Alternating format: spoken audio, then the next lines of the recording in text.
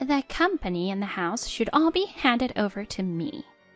I had lost my husband a few days ago, and my daughter-in-law, who suddenly showed up, was pressing me for demands. My husband had been the president of a company, and presumably my son, my daughter-in-law's husband, was expected to be the next president. Understood, but regarding the issues you two are involved in, I'll be filing a complaint, so be prepared for that. What? I had never imagined that my son and his wife could commit such unbelievable crimes. I am Zoe, now 54 years old. My husband, who at 56 was the president of a small but successful company. Despite its size, the company was performing well. I had the title of the president's wife, but didn't involve myself much in the business, helping with administrative tasks when my husband was busy. We had a 27-year-old son who worked at his father's company. I had hoped that marriage and having a family would bring some maturity, but that wasn't the case. His overconfidence in being the next president and his inadequate contribution to the company was quite apparent. Whenever I pointed this out, my son would temporarily change his behavior, but he would revert when his father wasn't around.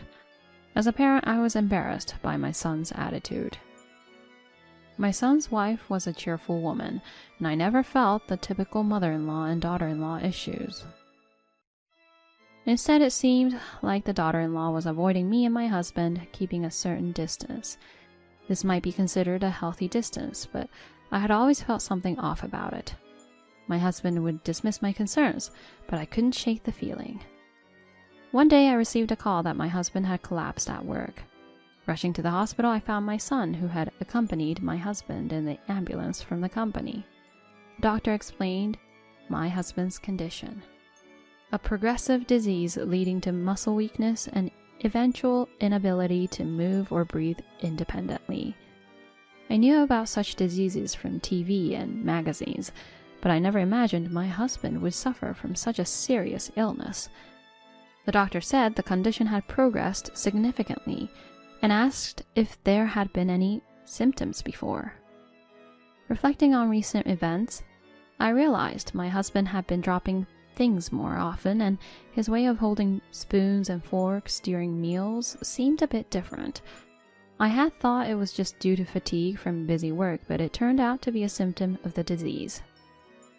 Even after the doctor's explanation, I was so shocked that I wasn't sure if I understood everything. I knew I needed to discuss the future with my son, but I was so overwhelmed by reality that I couldn't find the words to start. Feeling my body losing strength, my son suddenly stood up and said, "So I guess I can go home now, right?" Startled, I said, "What?" My son replied, "If the president collapses, things will get complicated, and my work will get busier. I don't think I can visit him, and I definitely can't do any caregiving, so don't ask me to." Even after hearing my son's words, I couldn't immediately comprehend what he was saying. Shocked by the severity of my husband's illness, my understanding had diminished. However, if I couldn't rely on my son, I might need some help from my son's wife.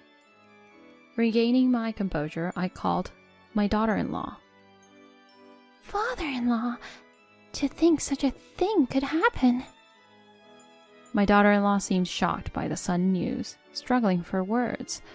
Yet she showed concern for me and offered words of encouragement.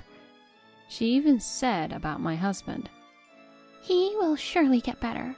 Let's believe that." It seemed my daughter-in-law understood my feelings, and there might be a chance she would help with my husband. I broached the main subject. "I understand that taking care of my father-in-law is difficult, but we have our own lives too, and being asked to do something so suddenly..." She started to speak with a distressed tone and ended up saying something similar to my son, then hung up the call. I couldn't move for a while, holding my disconnected phone. I wondered if my husband was the kind of person to be abandoned by his family, or were my son and his wife just too lacking in compassion? My daughter-in-law was a full-time housewife without children yet. I had assumed she could spare some time to help, but now that she had refused, I couldn't force her. Determined, I resolved to care for my husband by myself. While my husband was hospitalized, nurses took care of his needs, so my role was limited. Still, I made sure to be by his side, hold his hand, and talk to him as much as possible so he wouldn't feel lonely. After discharge, I and a helper would be responsible for my husband's care.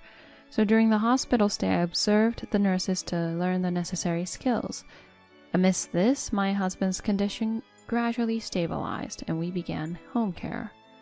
Shortly after returning home, my daughter-in-law, who hadn't visited even once during the hospitalization, suddenly appeared.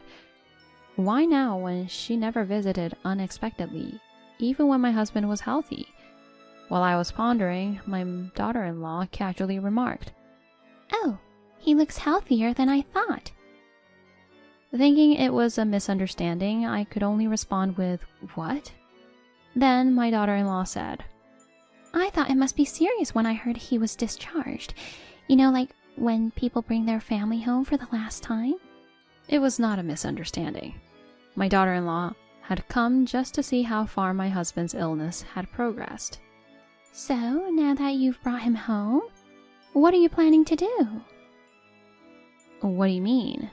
We're going to live here while I take care of him with home care." "Home care? Do you understand how much of a burden that is? Just so you know, I absolutely won't help with caregiving." I didn't expect any help from my son and his wife since they had already clearly stated they couldn't help. So I told her about planning to rely on helpers and visiting nurses. "Helpers and visiting nurses, huh? That sounds like it will cost a lot. I don't want you to spend too much on caregiving. It's a waste to spend money on someone with an incurable disease, with no hope of recovery." I couldn't believe what I was hearing. The money used for my husband's care was, of course, earned by him. It was only natural to use it for his sake. I never expected such insensitive remarks from someone who had married into the family, regardless of being an outsider. Especially when the person is actually sick. I couldn't believe these words were coming from a family member. Was this my daughter-in-law's true nature?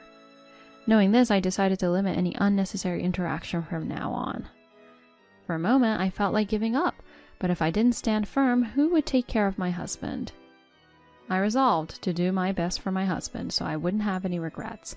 I planned to use all possible caregiving services and face the illness with my husband. Taking care of my husband made me realize that caregiving was also part of living with the disease. When his condition stabilized, we would rejoice together, and when it worsened, we would fight together. Caregivers share the same fate as the sick.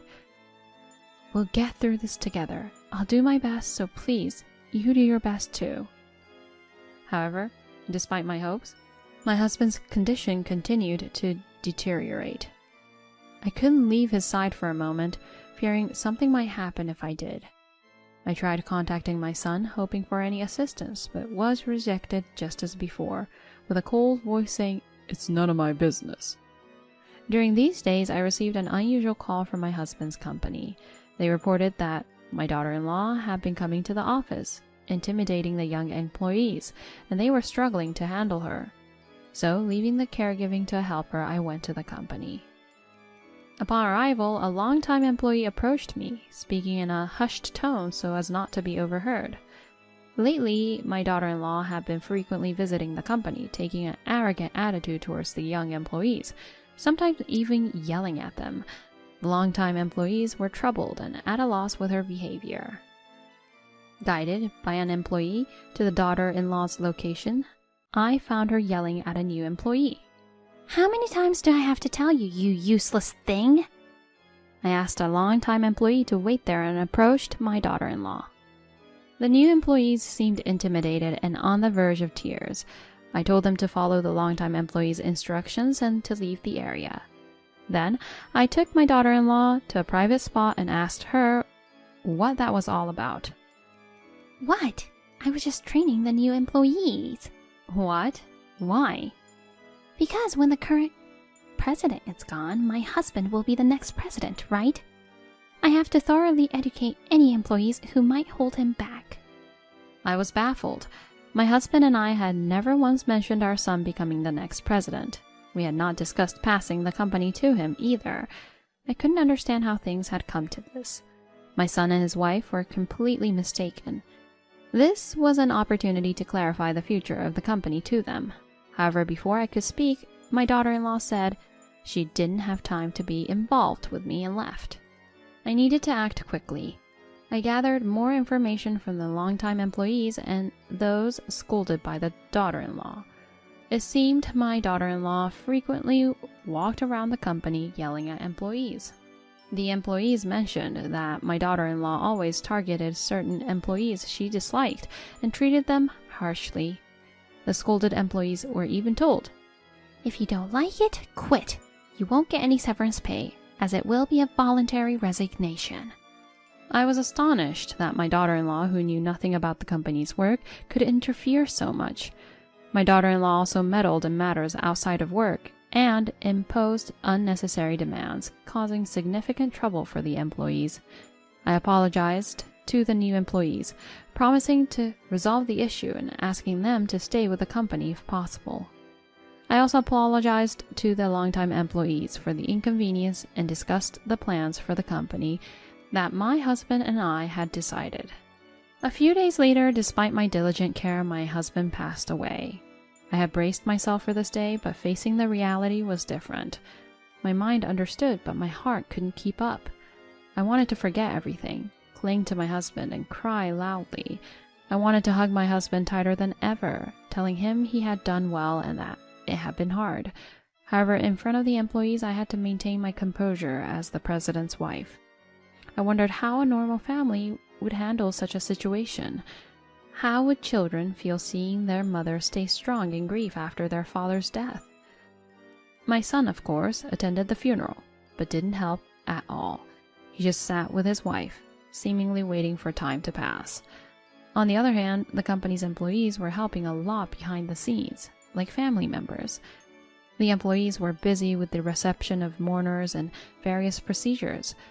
Seeing their efforts, I managed to gather myself. As a result, I believe the wake and funeral turned out reasonably well. I noticed critical whispers from the visitors about the difference in attitude between the employees and my son and his wife. I agreed with these opinions, but pretended not to hear the whispers. While I was greeting the mourners, my son and his wife left without saying anything. A few days later, when I was still immersed in the aftermath of the wake and funeral, my son's wife came to her. My daughter-in-law demanded my husband's inheritance. When I asked, "What are you talking about?" my daughter-in-law shouted angrily, "Don't play dumb. You've lived a comfortable life as the president's wife, haven't you? You've indulged in luxury, so you should renounce all the inheritance and give it all to my husband." I knew the inheritance procedures had long been completed. Renouncing the inheritance, understood. "So you understand. Then prepare to leave this house quickly." My daughter-in-law looked genuinely pleased upon hearing my words. I had no intention of staying in the too large house alone. I told her I would move as soon as my belongings were packed, and my daughter-in-law happily relayed everything to my son over the phone. I did as I had told my daughter-in-law, packing my things and moving to a new place where I could live alone. Sometime later, while I was enjoying my solitude, my daughter-in-law called. "What's this? Are you mocking us? My father-in-law's inheritance can't be this little. It's not pocket money for a child." My daughter-in-law was also angry about the house being put up for sale and a longtime employee becoming the president of the company. She berated me over the phone, demanding an explanation. "What are you talking about? If I remember correctly, you were the one who wanted my husband's inheritance." "Yes, that's right, but it can't be that little." "No, the amount of my husband's inheritance is correct. Wasn't it you who referred to it as a child's allowance? That's indeed the inheritance he left behind. Was it too little, do you think?" "Of course. You're hiding it all in your pocket. Hand it over." "Now that's a terrible accusation. I haven't done such a thing. Like I promised before, I renounced the inheritance from my husband. You and my son inherited it. Didn't you?" There's nothing wrong with that, I calmly explained. However, my daughter-in-law seemed unconvinced. All you talked about was your husband's inheritance. You never mentioned anything about my assets, did you? Here, I decided to tell her everything. The house we had lived in was originally purchased in my name. Therefore, my son and his wife had no right to it as part of the inheritance. The company where my husband was the president originally belonged to my father. And while my husband worked as the president, I was the chairperson.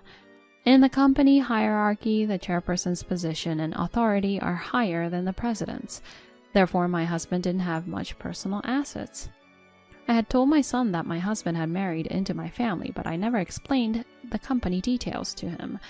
If my son had changed his attitude and actively contributed to the company, things might have been different. But no matter how much I cautioned him, his behavior only worsened. Considering his character, I decided he wasn't suitable to run the company. It seems my husband shared my opinion. He selected a reliable employee from among those he cherished to serve as the new president. My daughter-in-law, upon hearing my story, was silent, probably in shock. Since she said nothing, I decided to address another matter.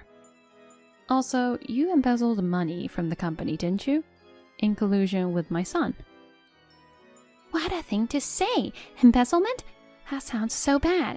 It was going to be my husband's company. We just used the little money. You used the company's money, right? That's called embezzlement. We caught it early this time. In return for not filing a report, my son was fired. What? Fired? So what's my husband supposed to do now? Don't you feel sorry for your son? You're heartless. My daughter-in-law hurled insults at me, with no sign of remorse or intent to change.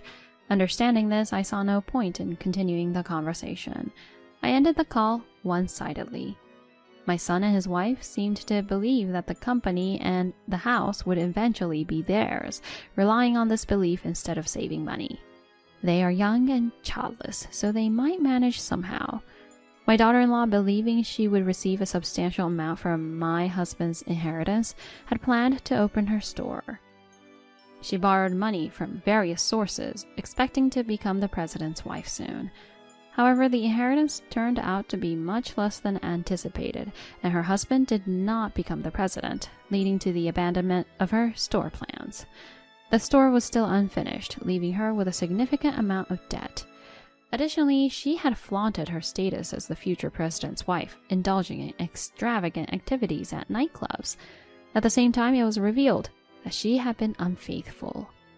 This series of events resulted in my daughter-in-law being left with substantial debts and the exposure of her infidelity. Even my son, usually forgiving, was furious about the infidelity and divorced her without discussion. Subsequently, my daughter-in-law was abandoned by her lover, and unable to repay her dangerous loans, she fled from collectors. My son, finally understanding his situation, started looking for work through employment services. Despite his youth, his lack of skills limited his job options. He's been choosy about job offers and salaries, struggling to even get to interviews. He occasionally comes to me complaining, but I insist he must live on his efforts.